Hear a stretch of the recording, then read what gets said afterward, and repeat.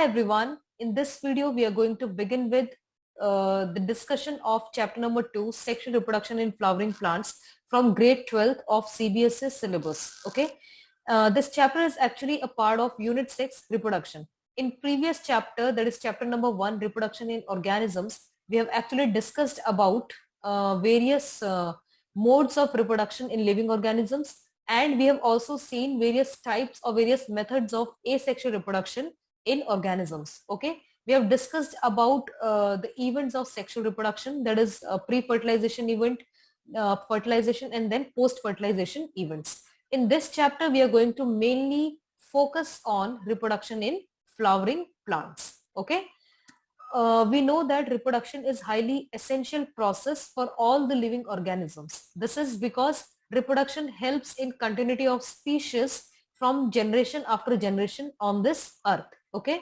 and also the population of any particular species can increase on this earth, or it can be maintained on this earth only by the process of reproduction. Hence reproduction is highly essential for all the living organisms. Okay, now when we talk about plants, specifically angiosperms, okay, these flowering plants are actually known as angiosperms. So in angiosperms, this entire process of sexual reproduction occurs in flower. Okay, this we already know as you have studied this in your lower grades. Okay, so the entire process of reproduction in angiosperms takes place in flower. Okay, now there are actually certain hormonal and structural changes takes place in the plant. Okay, and these hormonal and structural changes, they actually leads to cell differentiation and then the development of this floral primordium. Okay, inflorescence is also present, inflorescence is also formed, and this inflorescence, it bears only, like, floral buds and then flower. Okay, initially floral buds are present, small buds, which later on changes into flower. Okay, this picture here actually shows you the picture of inflorescence. The meaning of this term inflorescence is it includes your long stalk, which actually helps in attachment of this group of flower to the main branch of this tree or this plant. Okay, so this long stalk is actually known as peduncle. Okay, peduncle, and then we have these thin stalks which is called pedicel, and then we have these flowers, the sepals. Okay, even the bracts.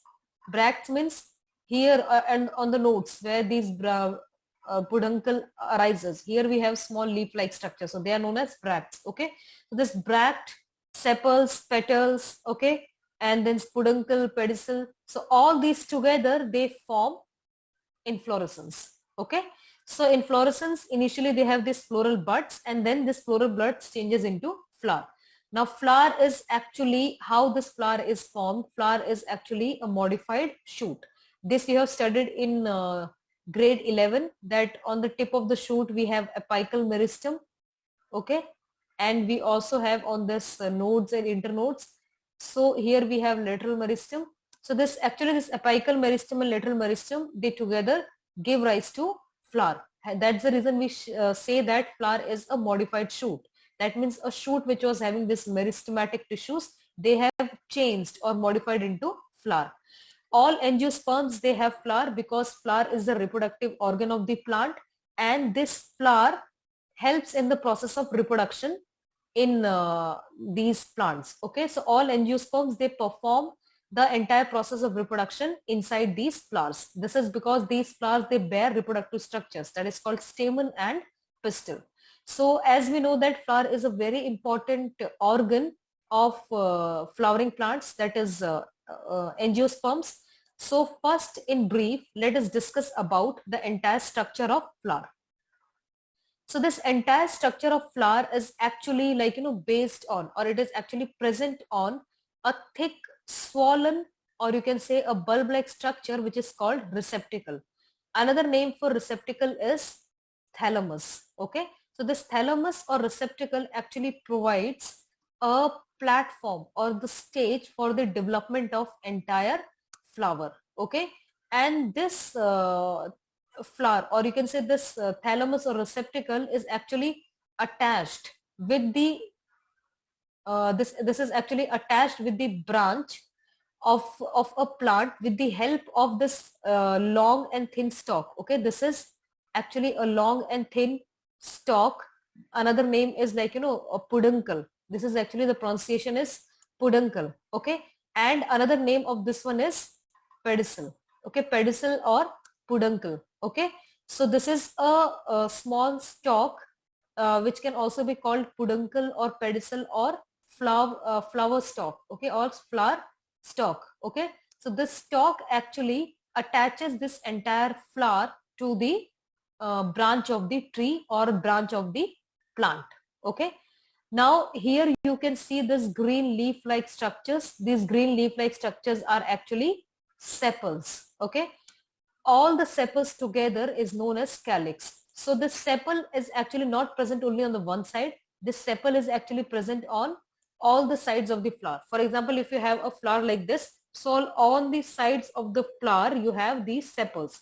You people must have noticed this sepal when you have plucked the flower. Okay, under that flower the green color leaf like structures which are present are known as sepals, and the wall of sepal is called calyx.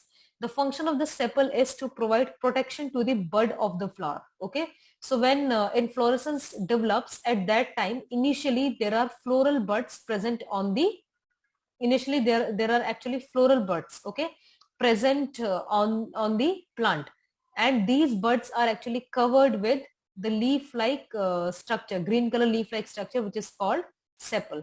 This when you people have plucked, you might have like, plucked the buds of rose plant, or maybe you must have observed the buds of these marigold flower. So all these buds are actually enclosed within uh, the green color leaf like structure, and that is called sepal, and the wall of sepal is called calyx. Okay, and then you have this bright color structures, okay, bright color long structures which are called petals. Okay, so all these petals together are known as corolla.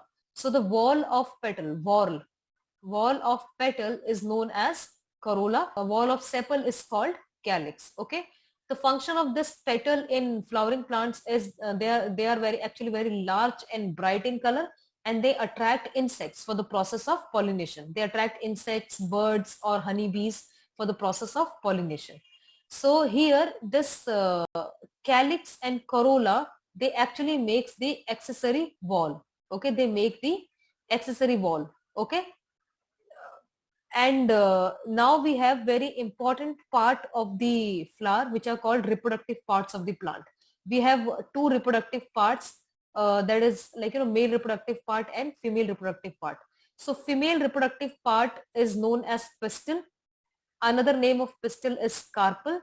Okay, there are three parts of pistil: stigma, style, and then we have in this at the bottom most part is actually ovary. Inside ovary we have this ovule, and inside ovule there is a female gamete present called egg. Okay, and this female part, that is pistil or carpel, is also known as gynoecium. Okay, we have male part of the flower. Male part of the flower is actually anther and filament. Okay, on the top we have anther, and then we have thin and long stalk which is called filament. Okay, so this anther and filament together forms the male reproductive part of the flower, and the another name of this male reproductive part is androecium. Okay, androecium, and the common name for this male reproductive part is stamen. So anther and filament together forms stamen. Okay, and another name for the stamen is androecium.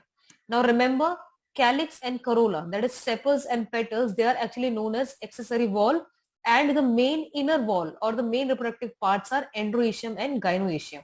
So this androecium and gynoecium, they are directly involved in the process of pollination, process of reproduction. Okay, but these accessory walls, that is calyx and corolla, they are not directly involved in reproduction process, but they actually help in the process of reproduction. Okay, they help in the process of reproduction by, like, calyx, it protects the flower during bud stage, and corolla, it attracts insects, bees or bats, or maybe like, birds for the process of pollination.